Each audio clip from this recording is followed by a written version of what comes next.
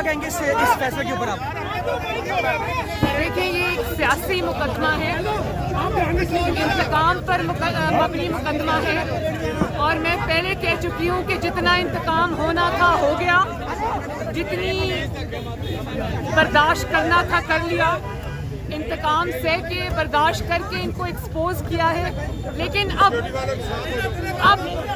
अगर इमरान खान की हुकूमत मुश्किल में आई है, उसकी कश्ती डूब रही है, तो नैब को ये मौका नहीं दिया जाएगा कि इमरान खान की डूबती कश्ती को बचाए।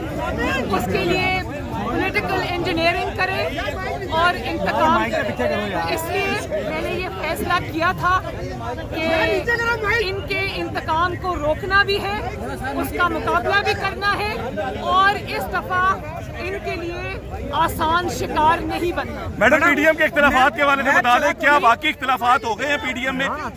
बिलावल भुट्टो भी आपके खिलाफ बोल रहे हैं और आप लोगों की जानिब से भी कुछ बयान आए थे, तो इख्तिलाफात को जरा क्लियर कर दीजिए कि आप दोनों पार्टियों में कोई बड़े इख्तिलाफात नहीं है। कोई इख्तिलाफात नहीं है, वो पॉलिटिकल पार्टी है, उनकी अपनी स्ट्रैटेजी है। जी मैडम, उनकी अपनी स्ट्रैटेजी है, हमारी अपनी स्ट्रैटेजी है। कुछ कॉमन गोल्स हैं जिस पे हम पीडीएम में इकट्ठे हैं और सियासत में उतार चढ़ाव आते रहते हैं। बिलावल से मेरा एक अच्छा ताल्लुक है और मैं नवाज शरीफ की बेटी हूँ। मैं रवादारी की सियासत और ताल्लुकात को निभाना जानती हूँ, इसलिए मैं कुछ नहीं कहना चाहती। नैब को चला कौन रहा है? ये क्या मैडम, आपने सिलेक्टेड कलर किसके लिए सवाल किया था? लोग कहते हैं आपने बिलावल के लिए सवाल किया था। नैब के अलावा सब चला रहे। मैडम, अगर आप लोगों से दोबारा आप लॉन्ग मार्च की तरफ जाते हैं और कोई आप लोगों से अगर करना चाहता है नेगोशिएशन, तो क्या करेंगे और किस लेवल के ऊपर होगी? मैं आपका सवाल समझी नहीं। दोबारा एस्टेब्लिशमेंट से, अगर एस्टेब्लिशमेंट से कोई राब्ता करता है आप लोगों से तहरीक को रोकने के लिए, तो किस हवाले से आप लोग करेंगे? तमाम पीडीएम के प्लेटफॉर्म से या इंडिविजुअल? नहीं, आई थिंक ये रेलेवेंट क्वेश्चन नहीं है। पीडीएम अपना लाया अमल खुद तय करेगी, आगे कैसे बढ़ना है खुद तय करेगी, इसमें और किसी का अमल दखल नहीं है। वो आवाम की तवक्कुआत के मुताबिक फैसला। इमरान खान जा रहे हैं कि नहीं जा रहे? Thank you madam. अगर इमरान खान घर ना जा रहा होता तो मरियम नवाज को नैब बुलाने की जरूरत न पड़ती। Thank you. आप समझिए कि इमरान खान 5 साल पूरे करेगा। और बात यह है कि शायद तारीख में पहली मरतबा तारीख में उतार चढ़ाव आते रहते हैं। बिलावल से मेरा एक अच्छा ताल्लुक है और मैं नवाज शरीफ की बेटी हूँ।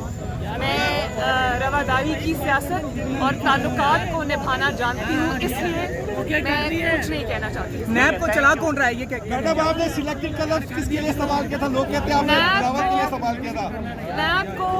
नैब के अलावा सब चला रहे।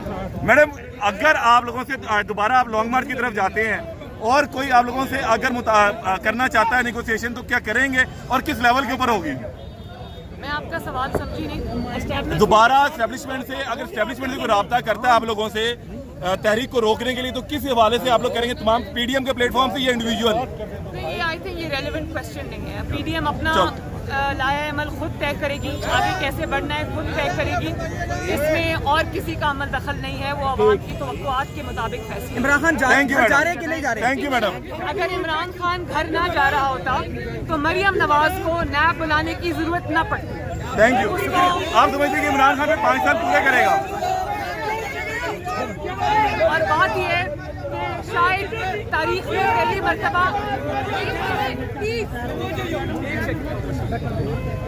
में पहली मरतबा शायद नैब की जो भयानक तारीख है उसमें पहली मरतबा नैब को शायद रेड जोन डिक्लेयर किया जा रहा है। इसी से पता चलता है कि एक निहत्ती औरत का कितना खौफ है, नवाज शरीफ का कितना खौफ है, अवाम का कितना खौफ है, और उस खौफ से ये थर थर कांप रहे हैं और पूरे को इलाके को रेड जोन डिक्लेयर कर दिया।